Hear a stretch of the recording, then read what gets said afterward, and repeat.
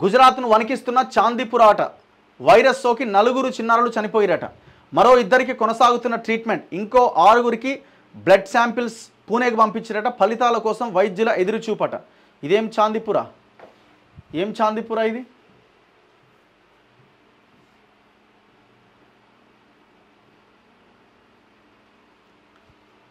ఒకవైపు Zika virus, మరోవైపు amoeba వైరస్తో యుద్ధం చేస్తుంటే మరో కొత్త రకం వైరస్ ప్రజలను కలవరపెడుతోందట. గుజరాత్ని చాందీపుర వైరస్ గడగడలాడిస్తోంది. సబర్కాంతా జిల్లాలో చాందీపుర వైరస్ సోకి 4 చిన్నారులు మృత్యువాత పడగా మరో 2 చిన్నారులు హిమ్మత్ నగర్ ప్రభుత్వ ఆసుపత్రిలో చికిత్స పొందుతున్నారు. 6 చిన్నారులకు బ్లడ్ శాంపిల్స్లోని పూణేలో నేషనల్ ఇన్స్టిట్యూట్ ఆఫ్ వైరాలజీ ల్యాబ్కు పంపినట్లు సబర్కాంతా జిల్లా ఆరోగ్య శాఖ అధికారి రాజ్ సుతారియా తెలిపారు. జూలై 10వ తేదీన 4 చిన్నారులు చాందీపుర వైరస్ సోకి చనిపోయినట్లు వైద్యులు అనుమానం వ్యక్తం చేశారు. అయితే ఆ లక్షణాలే మరో 2లో గమనించినట్టుగా చెప్పారు. ఈ వైరస్ కేసుల్లో జ్వరం లక్షణాలు కనిపిస్తాయి. అది తీవ్ర స్థాయికి చేరితే మెదడు వ్యాధి బారిన పడి చనిపోతారు.